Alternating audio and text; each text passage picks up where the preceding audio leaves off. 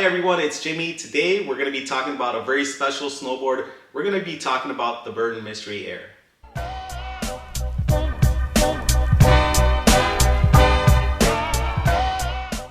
Today I'm headed to the post office. It's going to be an awesome day.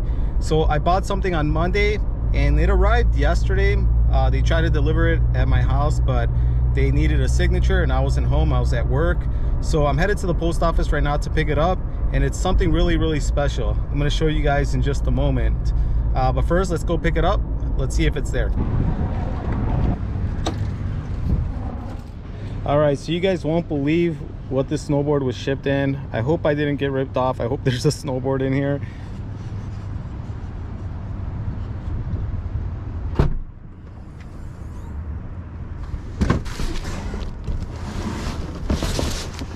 Alright, so here's the big box. The lady at the post office thought that it was a giant TV. She's like, oh, you might have to carry it for me because I can't get it from the back. And then I told her, no, I don't think that's for me. You know, it's supposed to be a snowboard. But that's why she thought it was a TV. But let's go ahead and open it. A little bit nervous.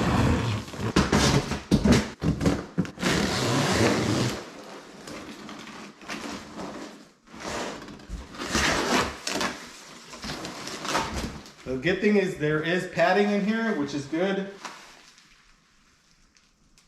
Okay, so far it looks good. It looks like it's what it's supposed to be.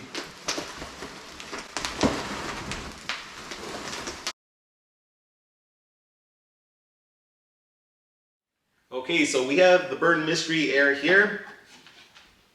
So here it is. A lot of you guys might be saying, hey Jimmy, what's so special about that board? It's just black, doesn't have very much there. But what makes this board very special is the story behind the board. So it involves a very special rider, maybe the best rider to ever strap onto a snowboard, and that's Craig Kelly. So Craig Kelly was a world champion, but this guy was very smart. He was a student of the game, he was an engineering student, and he was always trying to find ways to improve his gear and to improve snowboarding. Before contests, he would take apart his gear and he would make sure that every little thing was working properly. You know, nowadays you hear about guys that transition from contest riding to backcountry riding to film, but Craig Kelly was the very first one to do that, and that was a long time ago. Craig Kelly had a style that was super smooth. If you watch some of his videos today, man, you're gonna be like, wow, that guy can ride. So smooth, every turn that he made, just everything looks so good. One of the things that I personally like about Craig Kelly is that he also rode BMX. So growing up with my brothers, we used to ride bikes as kids, and you know, this year I finally started to race BMX, and Craig Kelly used to do that. So I find that that's super cool. So let's get into the story behind this board. Craig Kelly used to ride for Tom Sims and Sims Snowboarding, and the story is that towards the end of his career with Sims Snowboarding, he felt like he wasn't being treated right. He also felt like the gear wasn't getting better, and he wanted to get out of there. He wanted to go ride for somebody else. So Craig Kelly went to ride for Burton Snowboards, and when Tom Sims found out about that, he wasn't happy about it. He decided to sue Craig Kelly and Burton Snowboards. He felt like he had broken the contract. So Craig Kelly had to go through a legal process, and during that time, the judge told him, you know what, you can ride another board, but you cannot put your name on it and you cannot endorse the board. So Craig Kelly and Burton Snowboards, they had already started designing this board, and the season was coming up, and Burton Snowboards was like, hey man, what are we gonna do with all these boards that we just made? And so they couldn't put Craig's name on it, so they were just like, man, what do we do? But Jake Burton Carpenter, he had an awesome idea. He said, you know what, we're still gonna put that board out there, but in the catalog, what we're gonna do is we're just gonna put a picture of a wooden box and it's gonna say top secret on it. So let me show you that catalog. And that's from the 1989 Burton catalog. I don't know if the camera will pick it up, but I'll make sure that you guys can see this picture. Here it is. So you can kind of see here, there's a regular Burton Air here, and then there's this box here. And it just says top secret on it. It says the name Mystery in bold letters, and underneath it just says Mystery in little letters. No details, no specs about it. But Jake was very smart, because when people see something like that, they're gonna be like, man, what's in that box? I gotta know what's in that box. It's gotta be something good if they're just not showing it. And so that's what they did.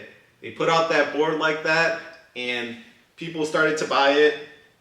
But this was a rare board, not very common at all. So later on, the judge ended up ruling in Craig Kelly's favor, and now he said, you can put your name on any snowboard you want. But this was really Craig Kelly's first pro model. But because for legal reasons, he wasn't able to put his name on it. So very special board. Let me show you this board here. A little more detail. I love that it's all black, it just looks mean. And it says Mystery Air. That's where it got the name from, Mystery. But it was really Craig Kelly's board. Here's the base here. It has the Burton letters, it just says Air. Nice tail. A very cool board.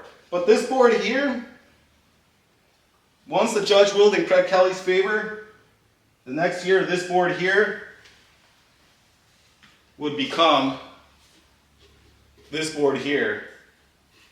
The famous Craig Kelly ketchup and mustard Mystery Air that you see right here. But now it had Craig Kelly's name on it right here, his signature. And they made sure he even put it on his base right here. Very, very cool. So you can see these are the same boards here. But this board here is more common, one of the most collectible vintage snowboards out there. Very cool board. It's still, even though it's a common board, it's one of my favorite boards. But this one is more special to me because of the story behind it. So you can see they're the same snowboards, but very, very cool.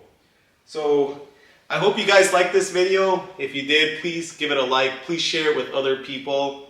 And thank you for the awesome comments that some of you guys have been leaving. I even got some emails with people telling me about stories of them riding back in the day.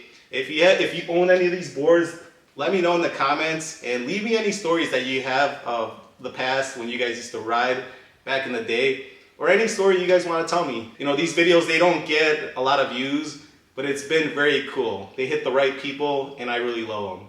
Thank you so much for watching. I'll see you on the next one. Bye bye, guys.